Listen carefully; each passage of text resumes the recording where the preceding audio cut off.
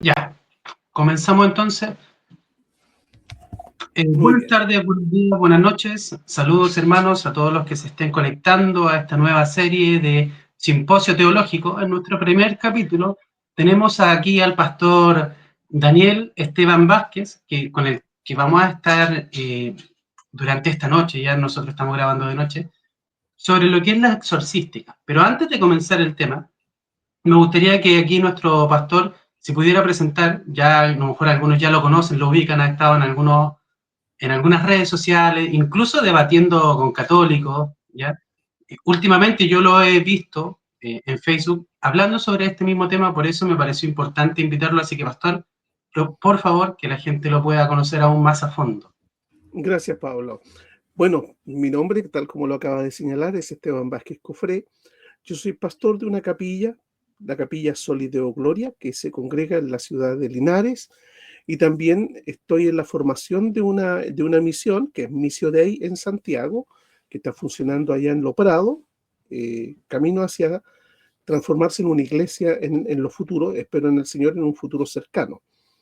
Soy profesor de teología principalmente, de teología confesional, me dedico mucho a la teología confesional.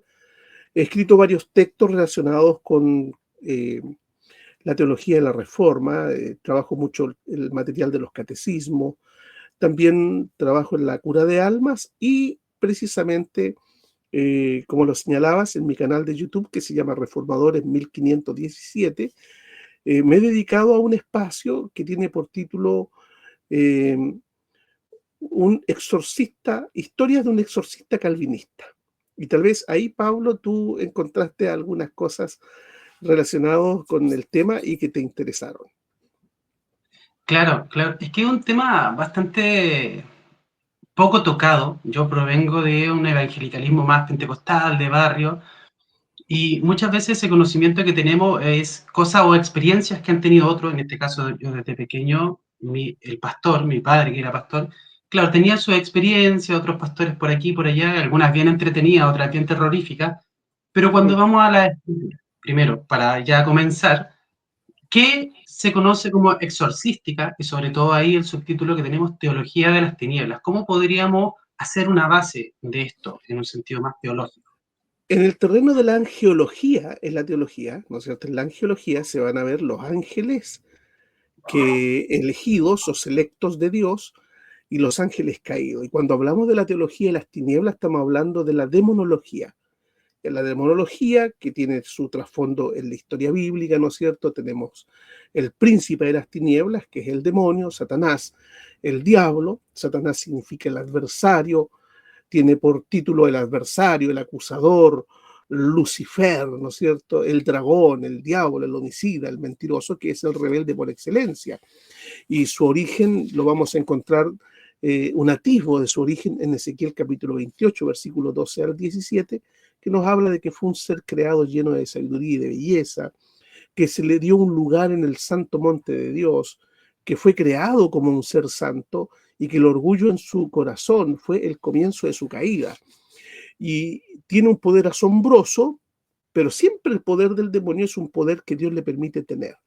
¿Ya? Y él comanda una cantidad de ángeles que fueron los que le acompañaron en la rebelión allá en los cielos, en algún momento de la historia de la pasada eternidad. Son ángeles creados por Dios, y son diversos tipos.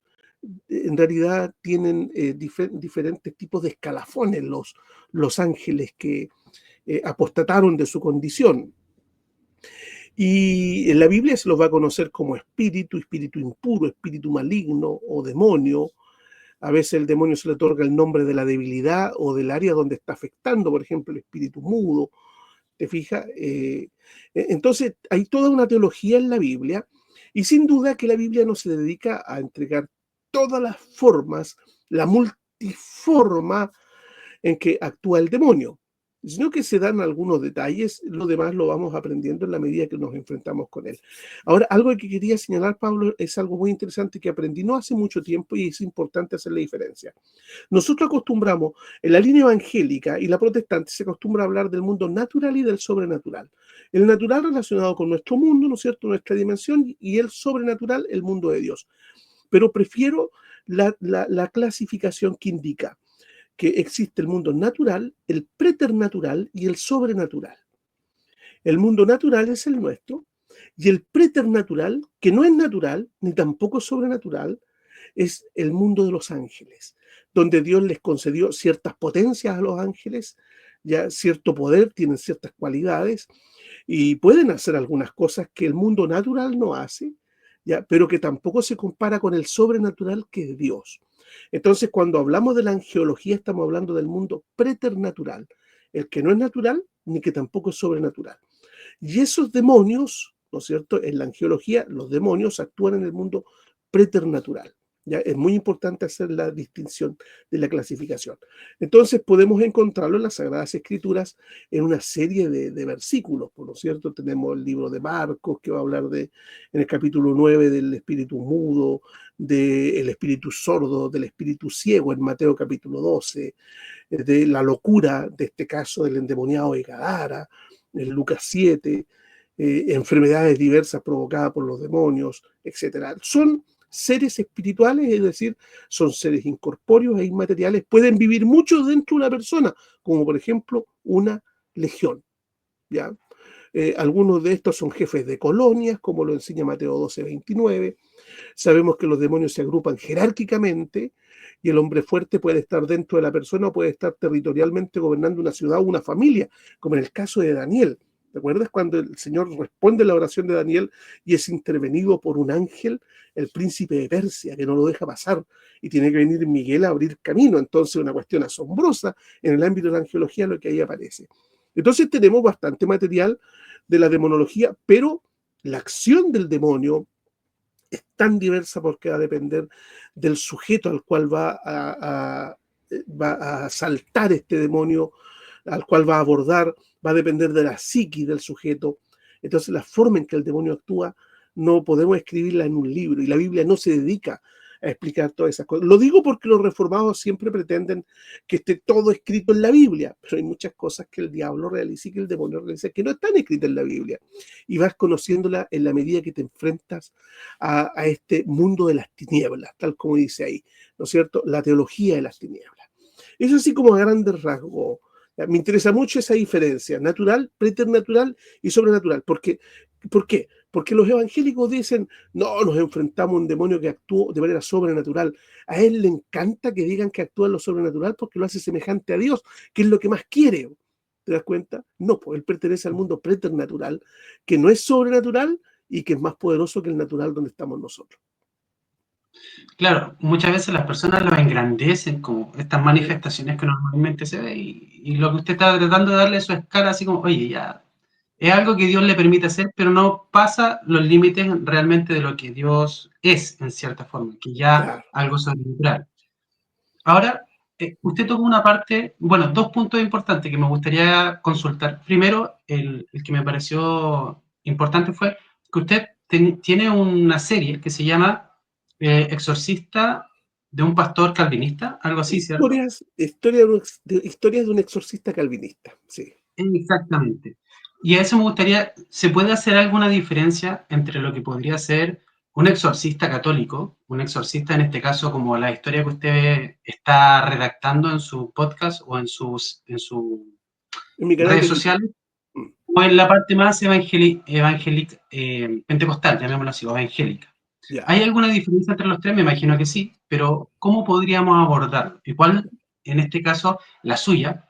¿Cuál es la metodología a la hora de, supongámonos en el caso, estábamos en la parte teológica, pero si ahora vamos a la práctica, Ya. ¿cuáles son esas diferencias?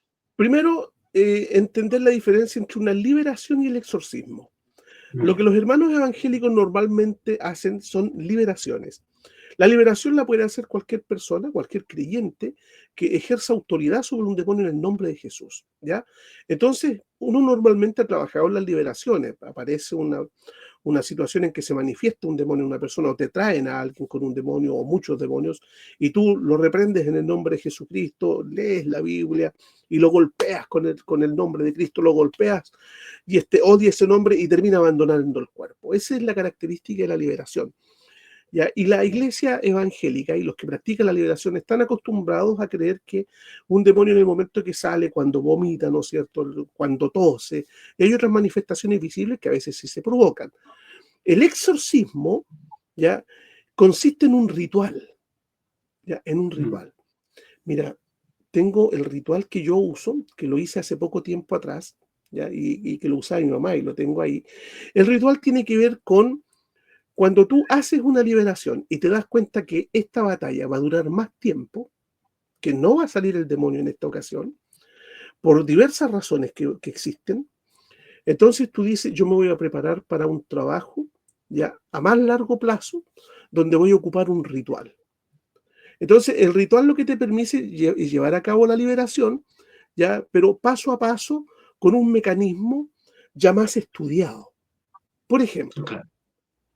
La última semana, hace 2 semanas atrás, me tocó un caso de una posesión demoníaca de una niña evangélica. Ojo, evangélica. ¿Ya? Y como ya trabajo más en el exorcismo que en la liberación, trabajo más de manera pausada bajo un ritual, hablé con ella, no quiso responder nada, le pregunté su nombre, tampoco respondió. Bueno, le dije a los hermanos que me acompañaban, vamos a repetir el credo apostólico. Y listo. Repetimos junto el credo apostólico y el demonio reaccionó. ¿Te fijas? Reaccionó. Entonces repetimos 2 veces el credo apostólico, después oramos a algunos Padres Nuestros y después les di la orden de que saliera. Pero en realidad el encuentro era para ver si tenía demonios o no, para luego hacer en el Montar futuro. ahí lo que estuviera dentro para que se manifestara en cierta forma. Eso, y tener la certeza, ¿no es cierto? Porque tú tienes que distinguir entre una enfermedad psicológica, ¿verdad?, y una demonización. Entonces, el exorcismo es un ritual. Permiso, yo voy a tomar mi ritual para que lo mencionarlo, ¿ya? Ya, disculpa, lo tenía ahí, pero aquí está. ¿Ya? Este es un pequeño texto, dice ritual para confrontar la infestación demoníaca.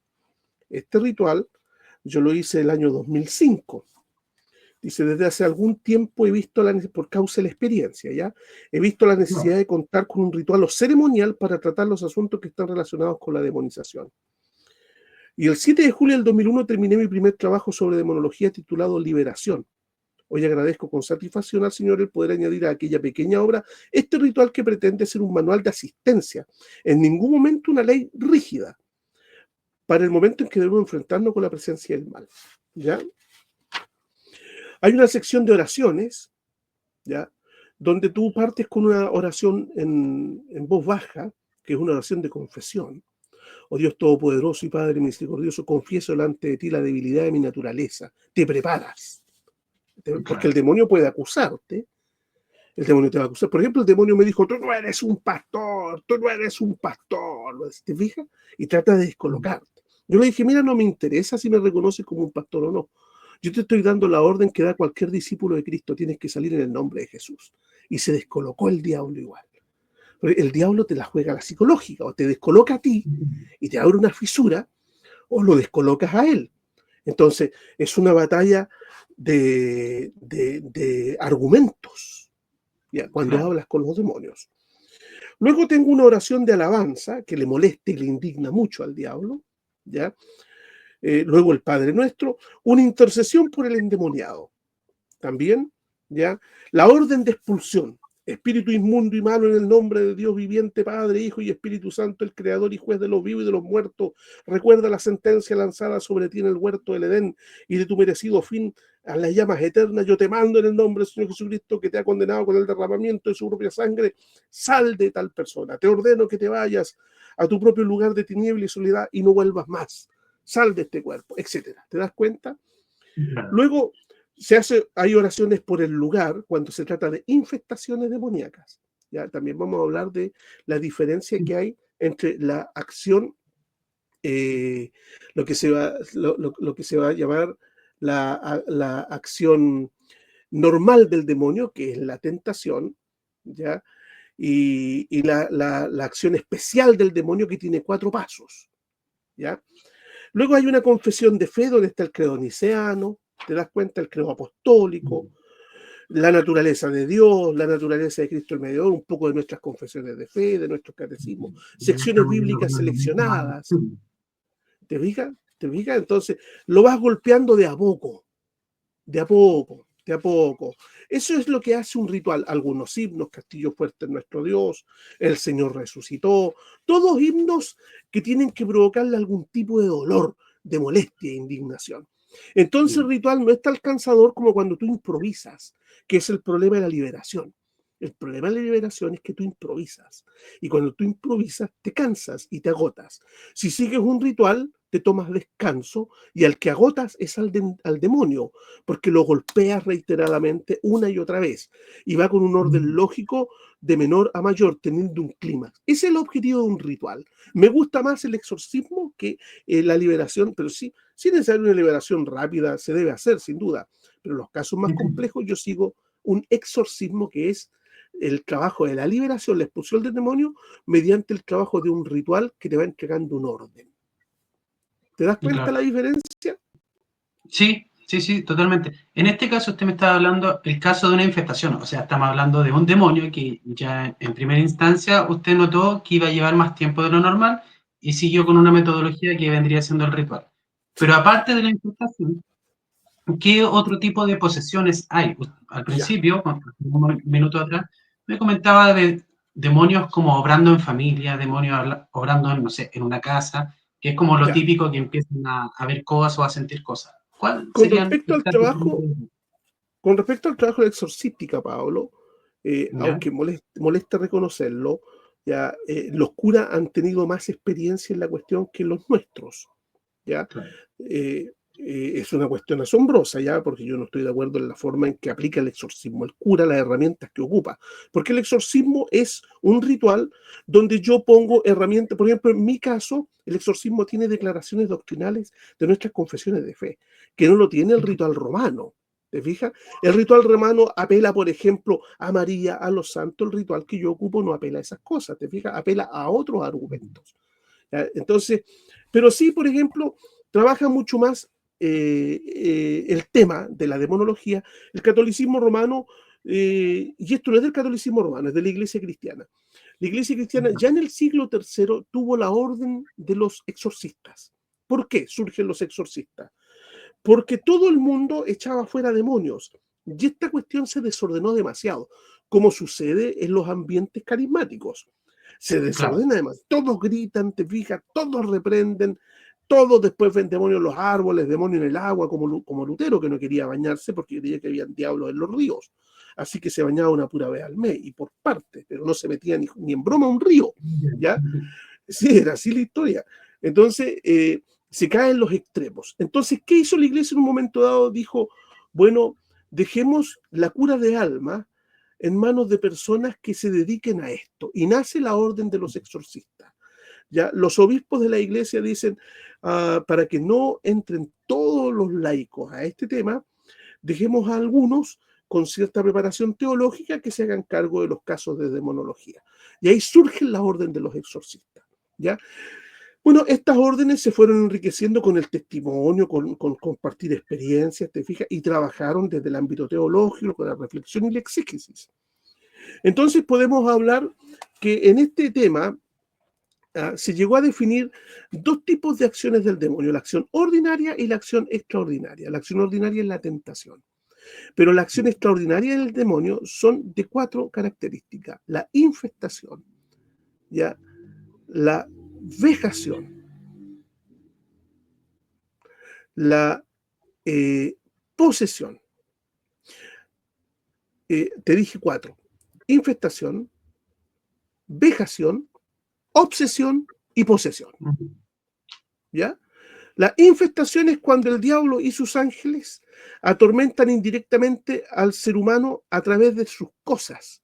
Por ejemplo, puertas, ventanas que se abren, que se cierran, muebles en movimiento, ruidos en las casas, luces que se apagan, que se prenden, ya fuegos que aparecen por algunos lugares de la casa. Ya, eso tiene que ver con la infestación. La infestación son los bienes, pero no la persona. Entonces se va distinguiendo la acción. La vejación es cuando el diablo y los demonios desde el exterior, porque no están dentro del sujeto, atormentan al ser humano, como pasó con Job. En el caso de Job hubo una vejación que va más allá de la simple infestación. Es donde el demonio toca tu cuerpo, golpea tu cuerpo con el permiso de Dios e incluso golpea tu psiqui, donde pasa la obsesión, que son ideas de las que no puedes liberarte. Ya hay un control en tu mente y termina con la demonización. Ya, estas son los 4 pasos. Entonces pasamos por la infestación, que es el entorno, ya las casas, ya la propiedad, el bien, la vejación, donde el demonio te golpea tocando tu cuerpo, enfermándote, la obsesión, donde el demonio logra implantar sus ideas en tu mente, y la demonización, porque es incorrecto hablar de la palabra posesión, porque el texto griego bíblico no habla de posesión, sino que habla de tener demonios. ¿Ya? Claro. Entonces, esa es la diferencia que va a haber entre la acción ordinaria y la acción extraordinaria del demonio. En el caso de la acción extraordinaria, tiene 4 pasos, ¿ya? Los que te acabo de mencionar, y en el caso de la ordinaria siempre es la misma, la tentación. ¿Ya? La tentación da lugar a la vejación, da lugar a la obsesión y da lugar a la posesión. ¿Bien? Te vas dando cuenta, así va funcionando. O sea, el demonio no trabaja desordenadamente en sus planes. Claro. La otra pregunta que le quería hacer, de lo que usted comentó al principio, habló, no recuerdo, me corrige si estoy mal, sobre un espíritu de ceguera, un espíritu de esto, un espíritu diferente que nosotros podemos ver en los evangelios, ¿cierto? Correcto, También sí. el que tenía, bueno, se llamaba Legión, se dice porque había muchos. Hay Muchos. espíritus que tienen nombre, hay en este caso demonios que tienen nombre, o que tienen cierta cualidad en algún área, en este caso, no sé, de Hoy día trastornar la estudiábamos, mente. porque justo hoy día miércoles estudiábamos con el equipo de exorcística, ya, de exorcismo, y estamos estudiando materias los miércoles a las 7:30 de la tarde, preparando este equipo con el que yo trabajo en ocasiones que aparezca un problema de demonización. Claro, los demonios normalmente son conocidos en la Biblia por la sintomatología que producen. Aunque aparece Belial, ¿no es cierto? Entonces hay demonios que fueron reconocidos por sus nombres personales, pero normalmente los demonios fueron expulsados y tratados de acuerdo a la sintomatología que provocaban. Yo nunca le pregunto un nombre al demonio, ¿ya? Ya. Hago más lo que señala el texto del Evangelio, la sintomatología, ¿ya? Y lo otro, que a la medida que vas estudiando el caso, porque aquí hay que conversar con el paciente, porque el paciente no está endemoniado las 24 horas del día. No, pues tienes un momento de lucidez. El control diabólico es por ratos, por momento. Entonces, en un momento dado, incluso en posesiones, en caso de demonización, ¿ya? Está pegado el concepto de la posesión. En el caso de la demonización, yo a veces detengo el exorcismo, ¿ya? Y le pido a la persona que converse conmigo. Y la persona recupera su voluntad y me habla, y yo le digo, ¿qué ha pasado contigo en el momento en que hemos orado? Y te va contando, mire, yo siento que escucho todo lo que usted está haciendo y me doy cuenta de lo que está pasando, pero no hay cómo salir, no hay qué hacer. Bueno, mientras tú permaneces ahí adentro observando cómo el demonio ocupa tus cuerdas vocales y cómo ocupa tu cuerpo, ya, tú mantente firme diciendo, por ejemplo, la oración de Jesús que la practicaban los antiguos monjes del desierto, ya, que eran lo que se llaman estas oraciones jaculatorias. Jaculatoria es una oración corta, breve, golpeante. Por ejemplo, Jesucristo, Hijo de Dios, ten misericordia de mí. Esa es una jaculatoria, ¿te fijas? Que no es una larga oración, sino una pequeña oración directa, una especie de mail, una especie de WhatsApp. ¿Te fijas? Son conocidas como jaculatorias. Entonces, le digo, permanece tú en tu interior, en tu espíritu que no está controlado por el demonio, mientras tu cuerpo le pasan estas cosas, pide, Jesucristo, Hijo de Dios, ten misericordia de mí, libérame. Y así me ayudas en el trabajo que yo estoy haciendo. ¿Estamos de acuerdo? Bien. Continuemos orando y vuelvo otra vez a aparecer este ente que está dentro de la persona. ¿Ya? Entonces, así más o menos se van dando. Es que cada caso también, Pablo, es distinto. No todos los casos son iguales. ¿Ya? Por ejemplo, con el que yo empecé la semana pasada, se me hizo el dormido. ¿Estás haciendo un proceso ahora de exorcismo o parte de Yo los me trajeron una niña que no sabían qué era lo que le pasaba, que era una niña Mm. evangélica, y yo tuve que verificar si había un demonio. Efectivamente había un demonio que después me gritaba con toda su fuerza, después de haberme dicho no eres pastor, me dijo, te voy a matar, te voy a matar, te voy a matar a ti y a los tuyos, te maldigo, te maldigo. Ya, ahora, lo que hoy día estudiábamos con los alumnos es que el demonio no entra en un sujeto a no ser que por una razón muy misteriosa de Dios, como el caso de Job, Dios deje que alguien quede bajo el control de un demonio. Puede pasar, ha pasado. Job es un ejemplo de ello, ¿ya? Y lo otro, el caso de Pedro, Satanás te ha pedido para zarandearte como a trigo y el Padre te concedió, ¿ya? Lo permitió, porque toda acción del demonio debe estar autorizada por Dios. El demonio no puede hacer lo que quiera, incluso el poder que ocupa, este poder preternatural, le es dado por Dios, y Dios no se lo ha quitado. Dios podría quitárselo y desarmarlo. ¿Te fijas? Podría quitarle el ser a ese, y no lo hace. Entonces aquí está el gran misterio de cómo el mal cumple con una tarea que Dios así lo predispone. Es una cuestión asombrosa. Juan Calvino habla de eso. Escribió un trabajo que se llama Tratado de Demonología desde los documentos confesionales reformados. ¿Ya? Y trabajé en los catecismos y en las confesiones, tanto luteranas como calvinistas, sobre lo que dicen de los demonios. Y Calvino en su Catecismo de Ginebra habla mucho respecto al demonio, ni qué decir de Martín Lutero. A Martín Lutero Claro. también. Y ahí va apareciendo cómo la soberanía de Dios también gobierna sobre el mundo preternatural. Entonces tú también debes a veces preguntarte si este demonio está allí por voluntad de Dios. ¿Ya? Por decir, y a veces el demonio te responde.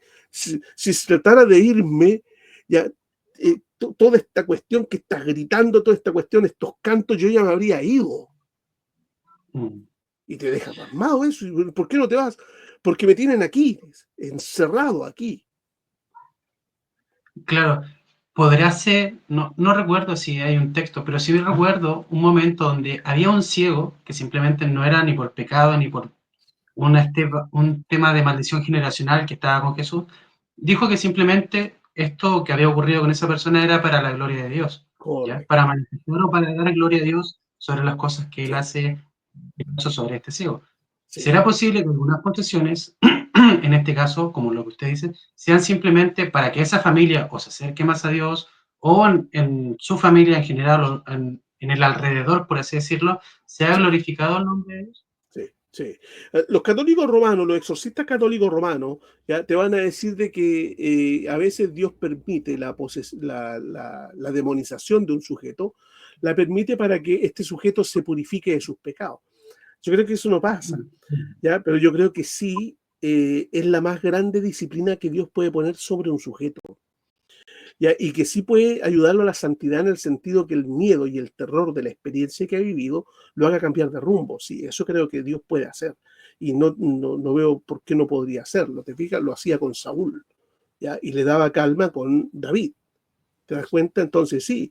Entonces, es un misterio. El mal es un misterio. ¿Por qué? Porque en el mal Dios no ha perdido el control, ni ha perdido su soberanía. Entonces, no significa que el demonio entra donde quiere y cuando quiere, si no habría despedazado este planeta hace mucho tiempo, ¿no es cierto? No, tiene que actuar bajo la soberanía de Dios. Y ahí es donde nos cuesta comprender. Para nosotros los calvinistas aceptamos eso como un hecho real, revelado en las Escrituras. Sí, es así y listo.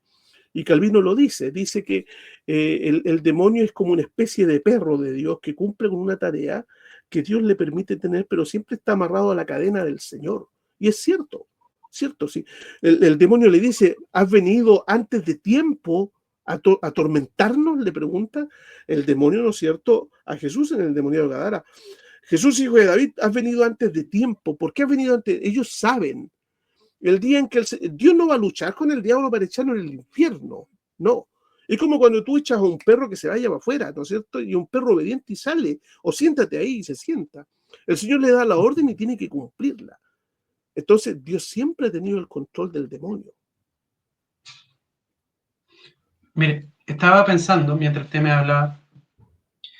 Hace muy poco conocí un predicador que en la iglesia que él iba, arriba del púlpito, empezaba a hacer liberación, ¿ya? Y me causó extrañeza. Yo sé que la palabra dice, no todo el que vive en Israel es israelita, ¿cierto? No todo el que está en una iglesia quiere decir que sea cristiano o que sea realmente, eh, bueno, creo que se entiende. Entonces, este pastor, ves que iba a una iglesia, empezaba a, no sé, a hacer declaraciones, a hacer liberación, y muchos de los hermanos de varias iglesias de acá del sector empezaban a saltar y empezaban a manifestarse de acuerdo a las cosas que él hacía.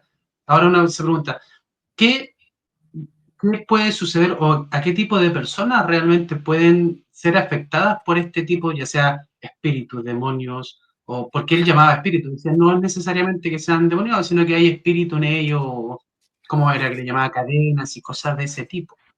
¿Qué es lo que Ya, ocurre? ¿Una persona creyente puede ser poseído o puede ser oye, simplemente molestado a su alrededor? ese es un temazo, ¿ah? Primero, aclarar nuevamente que poseído no, ni los inconversos ni los creyentes, porque del Señor es la tierra su plenitud, el mundo y los que en él habitan. ¿Ya? Lo que el demonio hace es llegar a tener mayor control, y a veces control total de una persona, ¿ya? Pero siempre será de Dios esa persona. ¿Ya? ¿Y cómo entran los demonios? ¿Cómo entran los demonios? Bueno, hay una responsabilidad personal en el endemoniado. ¿Ya? Claro que hay una personalidad. ¿Ya? Las teorías van a variar desde las que asignan una completa responsabilidad a las que niegan absolutamente una responsabilidad. En la gran mayoría de los casos, la demonización se debe al rendimiento de la voluntad, a la tentación y al pecado, que desde la tentación ya esta persona asciende hacia mayores oscuridades, ya debilitándose la voluntad de la persona porque se entrega fácilmente a la tentación del demonio y al pecado, se va haciendo susceptible a ser eclipsada completa o parcialmente por el espíritu inmundo que toma control del sujeto. Entonces hay una responsabilidad. Ahora, no podemos decir que en todos los casos el origen de la demonización es la conducta moral, porque Marcos, en su Evangelio, en el capítulo 9, versículo 21, describe el caso del muchacho endemoniado desde el estado de niñez. Mm. Cuando dicen los niños pueden, ahí hay un caso. Y no podríamos adjudicar responsabilidad sobre el niño en ese caso. Por la experiencia se ha visto que es muy factible que los pecados ocultos de los familiares de hasta la tercera o cuarta generación hagan posible la demonización de herencia. Yo diría que sí, que es muy factible que los pecados ocultos de los familiares, ¿no es cierto?, hacen que el demonio se acostumbre a un lugar, en este caso una familia, y no quiera salir de ahí. Es como el endemoniado de Gadara, que el demonio le dijo que no nos echara a esa región, ¿ya? No nos eche de esta región. Y le pidieron que lo dejara entrar al hato de cerdo y quedaron en la región de Gadara. Ya cuando los demonios dominan al demonizado, ahí este no es capaz de ejercer el control de sus facultades mental y volitiva. Pero cuando los demonios no están en control de esa persona y ésta tiene pleno uso de sus facultades, sí podría ser responsable de pedir ayuda, porque no siempre el sujeto es eclipsado en su totalidad, ¿ya? Por ejemplo, a veces son de carácter psicótico. El demonio actúa mucho en la psiquis. Entonces no tiene el control total de ni siquiera controla el lenguaje. Ya, el demonio no habla por la boca de él, pero ha logrado amarrarlo fuertemente a ideas erradas que le están causando sufrimiento, y tú tienes que expulsar un demonio que ha tenido fuerza en ese ámbito. Me gusta la definición que hacen otras personas sobre el caso de la demonología, que tener un demonio es como tener una enfermedad, es como tener cáncer, como tener diabetes, por ejemplo. Yo soy pastor cristiano y tengo diabetes, ¿te fijas? Y eso no tiene el control total de mi vida no es la diabetes, porque cuando me dicen usted es un diabético, no, yo soy una persona que tiene diabetes, yo no soy un diabético, o sea, yo soy más que alguien que tiene diabetes. Lo mismo pasa con una persona que puede tener demonios. Ahora, con respecto a los creyentes, esto puede parecer raro, pero yo he tenido experiencias de expulsar demonios de creyentes, verdaderamente creyentes, genuinamente creyentes, ¿ya? Y que no han estado bajo el control total del demonio, pero sufren constantes dolores de cabeza, tienen problemas para pensar, tienen problemas para dormir y otras cosas. ¿Cómo entran los demonios? Entran por el pecado normalmente, igual que las ratas necesitan que la basura esté ahí. Entonces los demonios entran cuando hay pecado, cuando la carne está cebada, las cosas pecaminosas, se puede abrir la puerta para que entren los demonios con los pecados de omisión, ya las obras de la carne, de Gálatas 5. En la liberación se han encontrado demonios que responden a cada una de estas designaciones, ya que son expertos en el adulterio, expertos en la fornicación, ya porque sí, son como especialistas. Los demonios se especializan en ciertas áreas.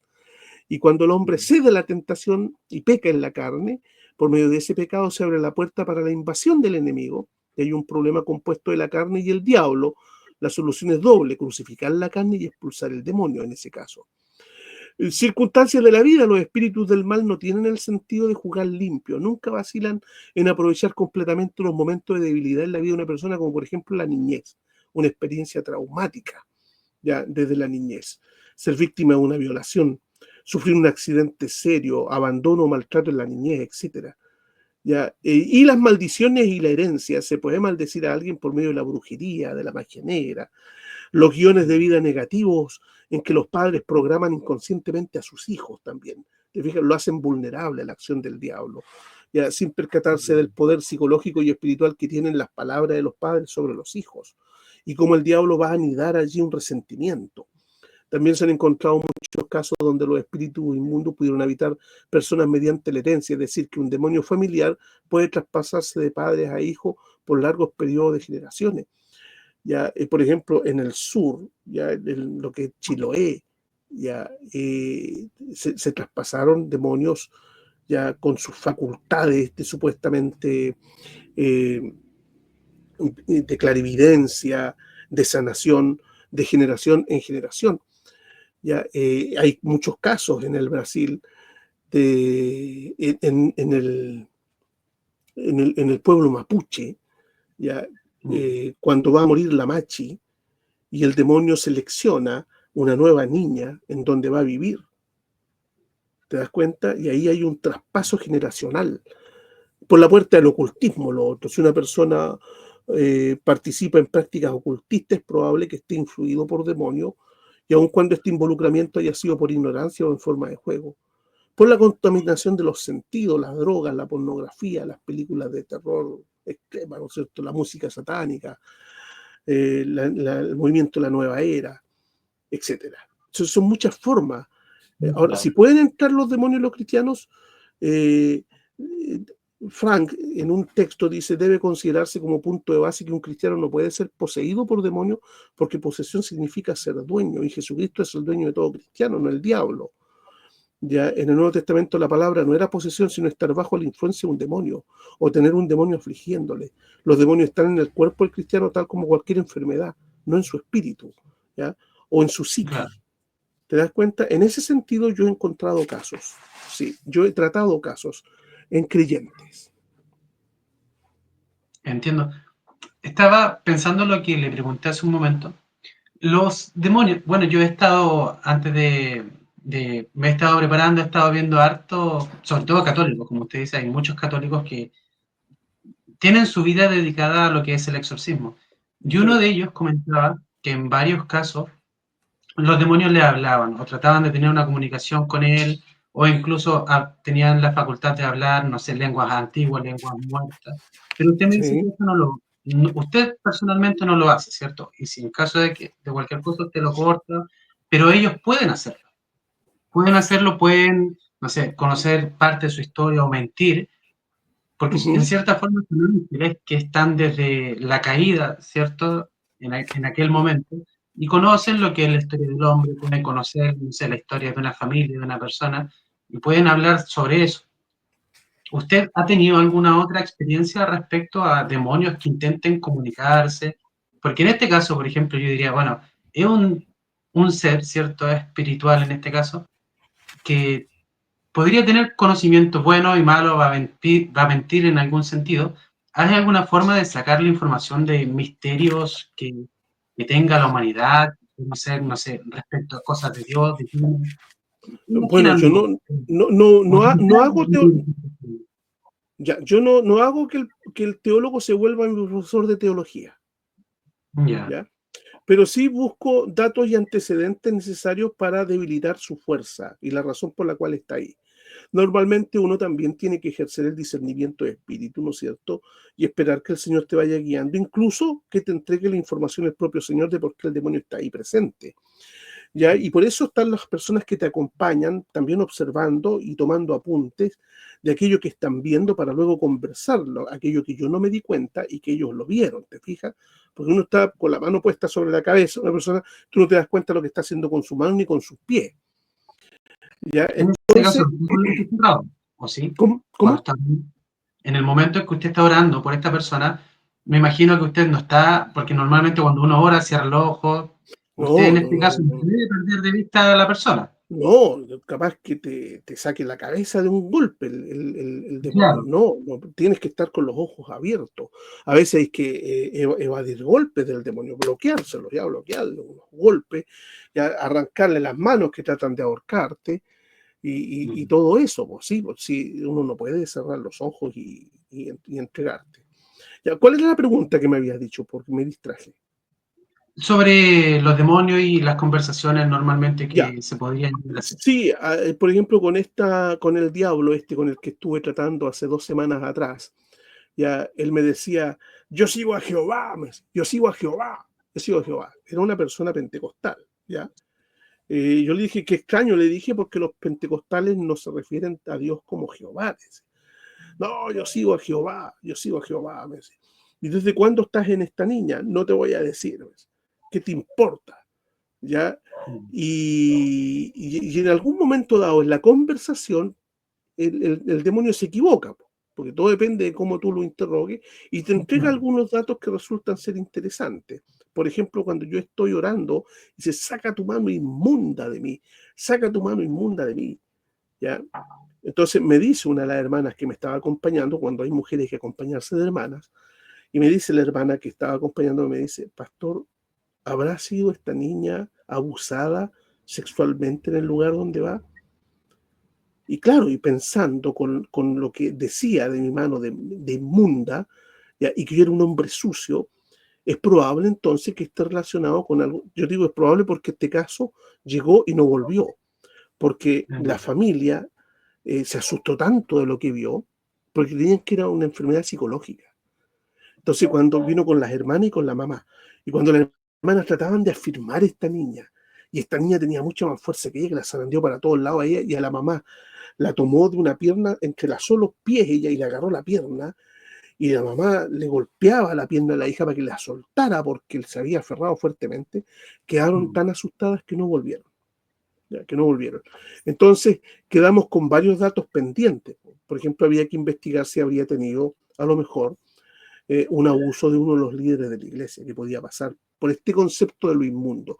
Entonces, tú estás muy atento a lo que el demonio está diciendo, porque el demonio va acusando sin darse cuenta, ya en el fregor de la expulsión, no se da cuenta a veces de la información que te acaba de transmitir. ¿Ya? Por ejemplo, tú no eres un pastor, tú no eres un pastor, así que no me vas a echar.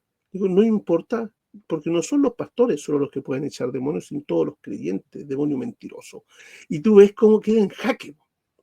Por último, lo que hizo fue sencillamente esconderse, entrar en un estado de catalepsia, rigidez en el cuerpo, ¿ya? Cerró la boca al grado que sangraban las encías, ¿ya?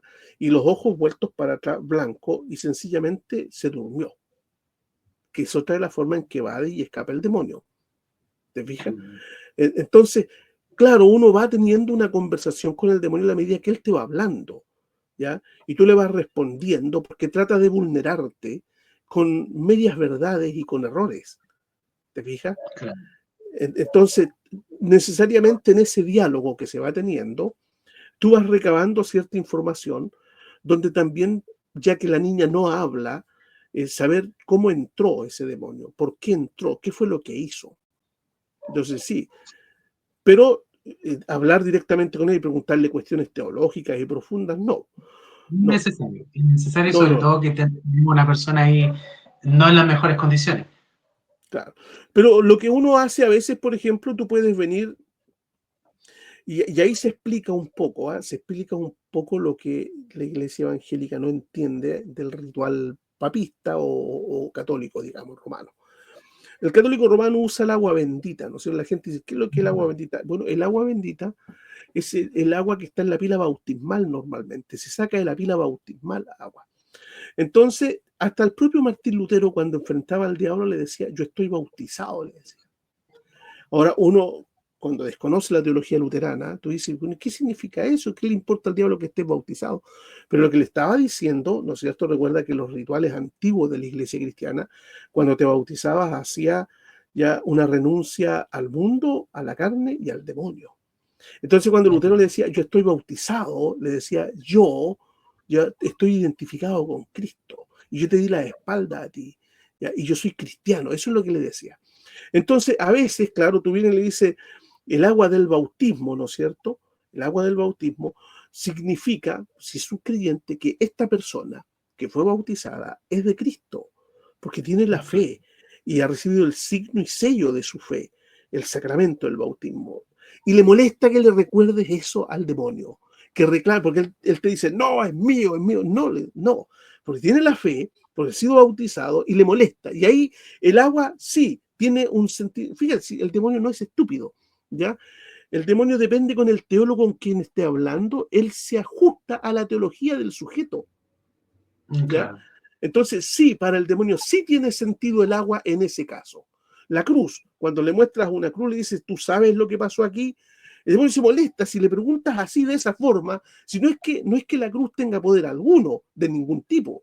No, Es un símbolo, ¿ya? una señal. No, pero si tú vienes y le dices, ¿tú sabes lo que te pasó aquí? ¿Te acuerdas cuando tú creíste que aquí en esta cruz eliminabas al Mesías? ¿Te acuerdas?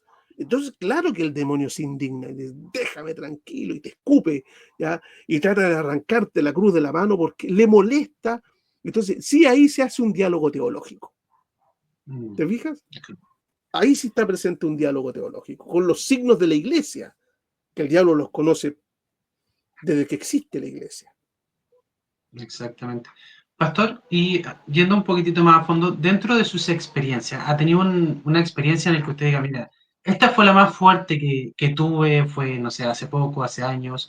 ¿Podría contarnos alguna experiencia de lo que vendría siendo una parte fuerte que usted haya sudado en esa parte, en ese evento, en ese acontecimiento? Mi primer exorcismo, yo era un muchacho que estaba en la denominación bautista, era un jovencito, estaba en una feria libre, ya andábamos comprando, no, había un puesto, un amigo que también era bautista, donde vendía libros usados.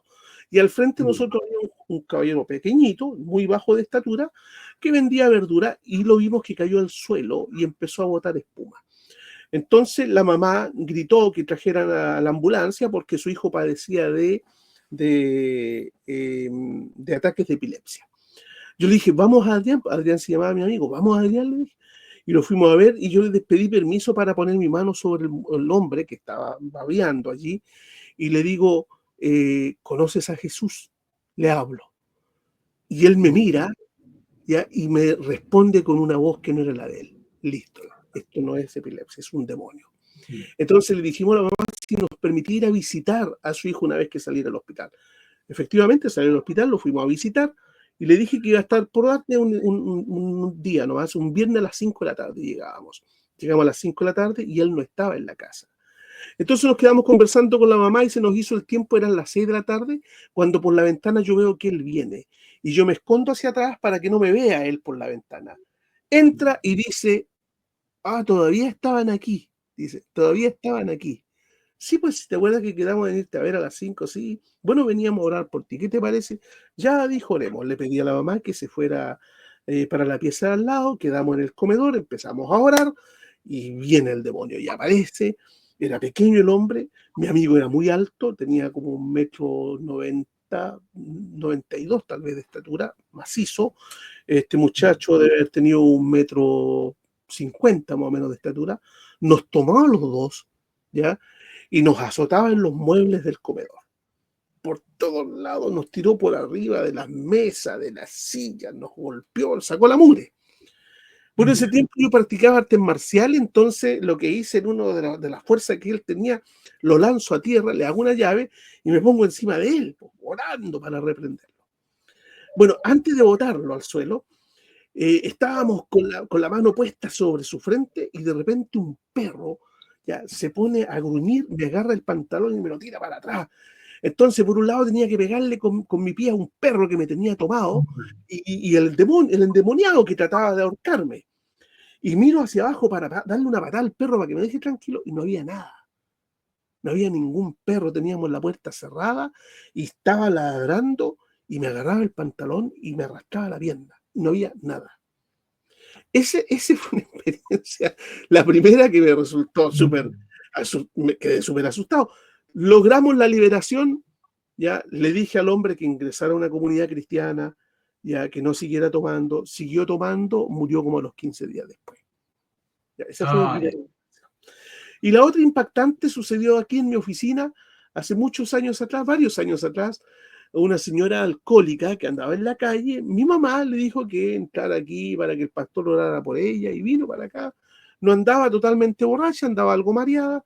Y le dije, ya oremos. Empecé a orar por ella y aparece un demonio. Ese me tuvo muy asustado porque se metía los dedos en la mano, la mano, ya, todos los dedos de la mano en la boca y se los mordía. Y se los mordía tan fuerte que en cualquier momento se los arrancaba. Entonces me asusté mucho porque el demonio hace todo lo posible para que tú no continúes orando, ¿ya? Asustarte y desviar tu atención hacia otro sector. Y ya, como yo seguí orando por ella, lo más asombroso, y este es el único caso en el que esta mujer se levantó en el aire. ¿Ya? Levitó aproximadamente unos 30 centímetros del suelo, ¿ya? Levitaba, cuando estaba arriba en el aire, se quedaba dormida, perdía la conciencia y el demonio la azotaba en la pared, en la esquina de la casa, ¡pum!, en el suelo. La levantaba de nuevo y la volvía a golpear. Hoy estuve súper preocupado porque yo dije, esta mujer se muere aquí y yo me voy a ir preso. No tenía evidencia de ningún tipo de lo que estábamos haciendo. Esa resultó también ser una experiencia de posesión, ya, de demonización potente. ¿Te fijas? Y lo otro fue un caso de una presbiteriana que estaba endemoniada por orden de una tía de ella. ¿Ya? Ella tenía una tía que estaba enamorado de aquí en el sector, ya un poco más allá, en la comuna Longaví, existe un lugar que se llama, sí, en Longaví, sector Los Cristales, y hay una familia muy famosa por muchos años, ya que practica hechicería. ¿Ya? Y esa familia, esta tía pololeaba con uno de los brujos de ese lugar. Y la tía observó que el brujo miraba a su sobrina y le dio celos por su sobrina y le pidió a su pareja, que era el brujo, que le hiciera un mal a su sobrina, como evidencia de que no sentía nada por ella. La niña iba a una congregación presbiteriana. Esa liberación demoramos 2 meses más o menos en sacar el demonio de ella. ¿Sabes cómo acabó todo? ¿Ya? Era de la familia de los caniqueos. Los brujos los caniqueos son muy famosos en la región de Longaví. Y mientras orábamos por ella acá, ella se ponía rígida, sentía que se quemaba, se ponía rígida y se le marcaban aquí unas amarras en las piernas y en las manos. Y él decía, me están amarrando, suéltenme, y quedaba amarrada. El brujo, desde Longaví, en el momento de la liberación, él mantenía su hechizo a la distancia y le dio un derrame cerebral en plena batalla en el segundo mes. Él murió de un derrame cerebral y la niña fue liberada. Fue justo en el tiempo en que ustedes estaban haciendo esta Mientras liberación. nosotros ya él hacía su trabajo allá. ¿Ya? Y en esta batalla, el tipo de concentración, no sé cómo funcionarán los brujos, le dio un derrame cerebral, murió y la niña quedó liberada. Ese también me resultó asombroso. Los otros eran como normales, unos diablos chicos que fácilmente se expulsaban. Po. Hubo uno que no pudimos liberar, de una niña que venía de San Javier. ya ella estaba muy, muy delgada, pero ella cuando se miraba en un espejo se veía muy gorda. ¿Ya? Ya. Y hablamos con ella y oramos al Señor para entender qué era lo que pasaba. Le pedí su documento un día y vi dentro de su billetera, ya, de una mujer muy delgada, ya, tipo modelo, que ella quería hacer de esa forma. Y yo le dije, Ya. ¿sabes lo que vas a hacer? Vas a renunciar a esta idea que tienes y lo vas a hacer quemando esta foto que tienes. No, me dijo, no la voy a quemar. No pudimos liberarla. Ella no renunció a eso. El demonio la hacía ver fea, ya, le metía cuestiones en la cabeza y ella quería parecerse a esa modelo, ¿ya? Y estaba delgada, casi por morir de anorexia. Estaba anoréxica Ya. y no renunció a la imagen. Así que no pudimos hacer más en ese caso. Y después aprendí que en la liberación, porque yo fui a muchos casos de liberaciones y de posesiones demoníacas y cosas por el estilo, era lo mismo que echar los ratones, pero si tú no les tapas ya las madrigueras por donde entran, no sacas nada. Es peor para la persona. Entonces entendí que si las personas no aceptaban a Cristo, la fe, el Evangelio, ya estábamos perdiendo el tiempo. Entonces eso ya cambió y me anduve ya con eso distanciando de este proceso. Hasta cada cierto tiempo me toca ver algunos casos y los atiendo. ¿Te fijas? Así más o menos es la historia. Sí, me ha pasado, bueno, yo también he estado en situaciones, una vez nos invitaron y fui a un evento, pero como usted dice, no fue algo tan como su experiencia. En este caso era una mujer que estaba ahí durmiendo y se quejaba y el pastor puso sus manos. Me acuerdo que me pasó la Biblia, me dijo, léete este salmo mientras yo lo hago. Y se hizo Claro, una especie de ritual, llamémoslo así como usted lo está diciendo. claro. Y en muchos casos, y en este caso, como la chica que comenta, y ya como para estar terminando, ¿Mm? eh, la influencia. Hay muchos jóvenes o adultos incluso que escuchan voces que la atormentan, influencias, llamémoslo así, que hacete daño, que no sé, mátate o ese tipo de cosas. Podría ser, y en este caso tenemos los dos factores, o un sentido de esquizofrenia, llamémoslo así, y ¿Ya? también está hablando de demonía. ¿Cómo podríamos diferenciar? Yo sé que, de acuerdo a todo lo que usted nos ha comentado, usted en este caso va como esperando que el demonio en este sentido se vaya manifestando. ¿Hay Claro, algunos otros métodos? Por ejemplo, yo sé que los católicos también hacen esta diferencia. Antes de hacer un exorcismo, hacen un análisis de salud para ver si es una persona esquizofrénica o realmente tiene un demonio. la niña última que vino hace 2 semanas atrás, que te contaba yo, a su familia, ya que quería que yo la viera, le dije, mire, tráigamela, fue un día de semana, tráigamela a las 4 de la tarde, pero por favor no le diga de ninguna manera que usted viene a una iglesia ni que la va a ver un pastor. Entonces ellos le dijeron que iban al consultorio, ya por causa de su enfermedad, que no quería comer. Ya subió al vehículo y cuando venía en el camino, ella le dijo a su hermana, vuélvanme a la casa, yo no quiero ir donde ese pastor.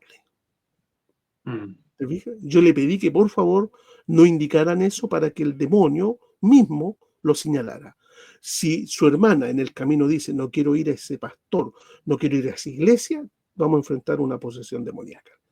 Efectivamente sucedió eso. ¿Te fijas? Mm. Algunos exorcistas romanos le hacen, por ejemplo, que le dice, por ejemplo, se ve mucho en la película El Rito, que eso está basado en hechos reales, varios de los elementos que se menciona, cuando le dice que esconda $1 al sacerdote incrédulo que está en la película, ¿no es cierto? Eh, Michael, y le dice, ¿qué es lo que tiene el padre ahí en el bolsillo? Dilo. Y le dice, $1 americano. ¿Te fijas? Entonces son algunas formas que se usan. Te voy a mencionar algunas sintomatologías de demonización.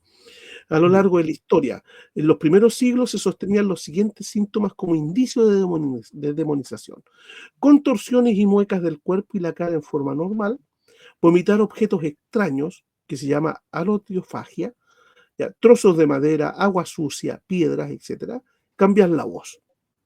En el año 1583 se expulsaron de una joven de 16 años 12.652 demonios vivos en forma de moscas tras 8 semanas de exorcismos.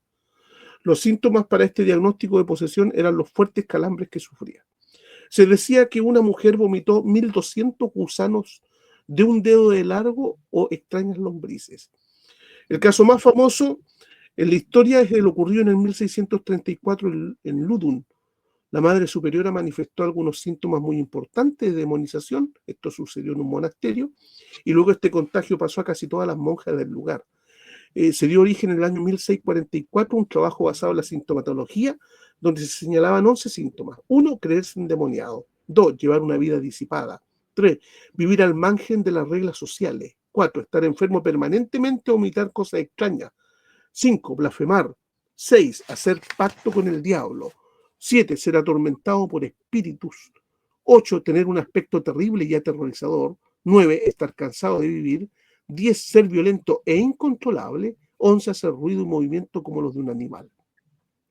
Otro tratado publicado en la época nos dice negar la existencia de los ataques cuando estos acaban, obscenidades y blasfemias, descripciones del sabbat, temor a los sacramentos, blasfemias al oír cualquier oración, exhibicionismo, fuerza normal, síntomas similares a los de los otros endemoniados.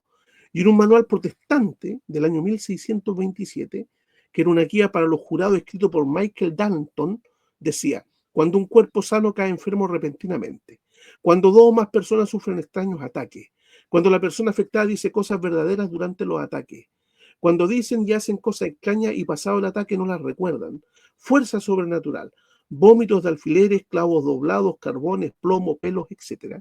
Y cuando ve una aparición y al poco tiempo le viene una desgracia. Luego Berg, para descubrir si una persona ha sido poseída por el hechizamiento de una bruja, los hechizados desean la peor comida, no pueden digerir y botan lo que comen, experimentan un gran peso en el estómago, retorcijón en el bajo vientre, dolor en los riñones. Los hechizados tienen problemas del corazón, se les hincha la cabeza entera, dolores frecuentes y repentinos dan de grandes gritos, extraño adelgazamiento, sienten como si azotaran y desgarraran sus miembros, especialmente el corazón y los huesos. Perciben un viento helado o llama ardiente que les corre por el estómago. Melancolía extraordinaria. Tienen los ojos oprimidos o el cuerpo cubierto por un color amarillento. Miedos o terrores. Los médicos no pueden diagnosticar el mal, etc. Van a haber clasificaciones sintomatológicas parapsicológicas que menciona el ritual romano. Dice, tales señales pueden ser hablar en lenguas desconocidas con cierta fluidez o entender a quien habla, manifestar cosas distantes y ocultas, mostrar fuerzas superiores a la edad o condición de la persona y otros fenómenos de este género que cuanto más concurren constituyen mayor indicios. Fuerza sobrenatural conocida con el nombre de sansonismo, manifestar su fuerza superior a la capacidad humana o a la condición de la persona, como en Marcos capítulo 5. Conocimiento de lo sagrado que se llama hierognosis, adivinación, ¿ya? Golpes y ruidos, rompimientos de objetos, ruidos en las casas, golpes en el techo que acompañan a las demás manifestaciones. Voces producidas con la boca cerrada, llamado también voz psíquica. Y los casos bíblicos, ¿no es cierto?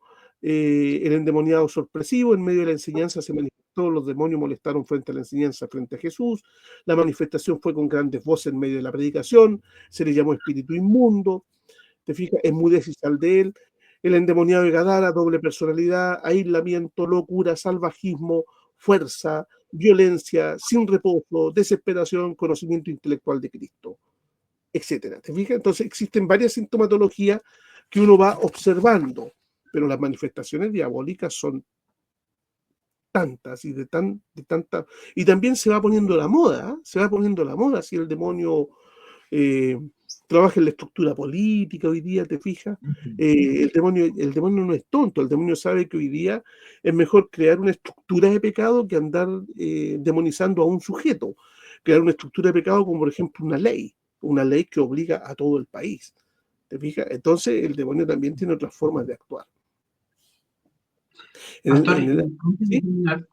me gustaría pedirle, ¿tiene algunos libros de recomendación que tuviera a lo mejor que usted haya leído, que pueda recomendar? Porque la verdad es material sumamente escaso, ¿ya? Yo en el área donde me muevo, hay libros típicos sobre guerra espiritual, pero a lo mejor en algún sentido muy fundamentalista, ¿ya? Claro. Que no, algún plato fuerte que usted no pueda decir, mire, este autor, este libro es recomendado, es parte de lo que uno puede ver, es bíblico, entre otras cosas. La editorial CLIE sacó hace muchos años atrás y está descontinuado, pero se encuentra a veces por ahí en algunas librerías viejas, Ocultismo y cura de alma de Kurt Koch, es un pastor luterano. Es extraordinario ese texto, ¿ya? Yo lo tengo en mi biblioteca. Claro, el cura de alma de Kurt Koch. Kurt Koch escribió 4 libros relacionados con el ocultismo y con la posesión demoníaca. Es excelente. Creo que es uno de los mejores textos que uno pueda leer. ¿Ya? Los demás es más difícil ya poder recomendarte porque caen en el sensacionalismo, están mezclados con algunas cuestiones medias extrañas. Kurt Koch es lo mejor, y luego trabajar los libros de Neil Anderson. Victoria sobre la oscuridad, por ejemplo. Neil Anderson va a ser muy, muy equilibrado en el punto en cuestión. Y otro de apellido Dickinson, ¿ya? Dickinson, que escribe un texto sobre angiología. Un manual antiguo, un libro antiguo de Merrill F. Hunger, ¿ya? Los demonios y la Biblia. Muy bueno también el texto. Y de los demás ya va a estar encontrando los populares, Cerdo en la Sala, por ejemplo, ya Desenmascarado de Rita Cabeza, que es una psicóloga que se encuentra con los casos que está tratando de que son en realidad verdaderas demonizaciones, y pasa de la psicología a la liberación, ¿ya? Pero principalmente los textos del pastor Kurt Koch, y luego en el ámbito católico romano, los textos de Gabriel Amor, pero ahí tienes que ya tener la capacidad de discernir aquellas cosas que tienes que eliminar, ¿no es cierto? Sacar para un lado los libros de Gabriel Amor, que yo tengo todos sus textos, son muy interesantes, y tú puedes encontrar algunas manifestaciones y trabajos de cómo el diablo opera, y sacando todo el elemento supersticioso, porque también el que hace el ritual, ¿no es cierto?, no va a escapar de su cosmovisión que tiene. Y ahí es donde se mezclan cuestiones absurdas. Y desgraciadamente, como señalas, Pablo, en el ámbito protestante no hay buen material. Yo hice un pequeño texto basado en los documentos confesionales que tiene que ver con la demonología, ¿ya? Pero es un texto simple, cortito, de unas 20 páginas solamente, donde cito los catecismos, cito confesiones y hago algunos comentarios. Pero Kurt Koch, Sí, donde quiera que perfecto. el libro de Kurt Koch, pastor luterano, Ocultismo y cura de alma, cómprelo, es excelente. Oiga, pastor, y ese texto en el cual usted hizo su ritual, ¿cierto? Que es suyo, ¿hay ¿Mm? alguna forma de verlo en caso de que alguien que esté viendo esto y esté anotando, no sé, retrocediendo, anotando los números, perdón, los nombres de los autores que usted nos dio? Si alguien quisiera conseguirse su documento, ¿es posible, no sé, comprarlo, descargarlo? Este documento lo hice hace muchos años. Yo me parece haberte leído la fecha, ¿no es cierto? El 2005. Así que ese computador donde quedó el documento ya no existe. Pero voy a trabajar un nuevo documento porque, mira, de México, ya, de Argentina, de Perú, ya, me han consultado mucho sobre estos temas por lo que ven en mi canal. ¿Ya? Claro, Y voy a volver a repetir un ritual, voy a mejorar el que ya hay y lo voy a dejar en estado de PDF para compartirlo. perfecto, perfecto. Bueno, muchas gracias, pastor, muchas gracias por su tiempo, gracias Gracias, porque Pablo. toda la experiencia de muchos años se ven reflejada en cierta forma en una hora 8 de este primer programa, así que por mi parte muy agradecido, muy bendecido, ya me imagino que las personas que nos van a estar viendo o escuchando en las diferentes redes sociales también van a estar ahí, me imagino que con muchas preguntas, incluso amigos que ya yo subí la imagen, pero todavía no se veía el video, entonces oye, ¿cuándo va a ser esto? Mándamelo. Así que cualquier consulta que me llegue, yo se la voy a traspasar a usted. Y bueno, y también se los puedo mandar directamente y así tienen su conexión, su contacto directo. Así que, Pastor, no sé si quiere agregar algunas palabras más, algo que haya quedado por aquí, por allá, o si Bueno, no, ya estaría. el tema es genial, podemos pasar mucho tiempo. Yo llevo con mi equipo trabajando ya como algo de 5 meses, ¿te fijas? Hacemos reuniones de hora y media, 2 horas, estudiamos diversos textos, casos también. Así que hay mucho material que ver ahí, pero lo que hemos compartido hoy día ya es como lo suficiente. Agradecerte el que me hayas dado la oportunidad en tu canal y en tu programa, ya, de tratar este tema de la teología de las tinieblas, el lado oscuro, ¿no es cierto?, que está ahí presente en la Biblia y en la experiencia, es el león rugiente que busca devorar y que hay que hacerle frente siempre. El demonio está vivo y activo en el planeta Tierra. Eso es importante que los confesionalistas lo recuerden, ya que no es una cuestión de un documento confesional, es un ser ya malévolo que ataca a la iglesia, principalmente a la iglesia, más que a los inconversos, a quienes ya tiene destinados a la condenación. Así que te agradezco mucho, Pablo, que me hayas invitado. No, no va a ser la primera vez. Esperemos que en algún momento haya una segunda parte de otra temática, de lo que sea, pero nos vamos a volver a encontrar. Muchas Ya, gracias, Pastor. Muchas gracias a todos los que nos estuvieron escuchando acá. Que Dios les gracias, bendiga grandemente. Hasta luego. gracias. Chao, chao. Chao, chao.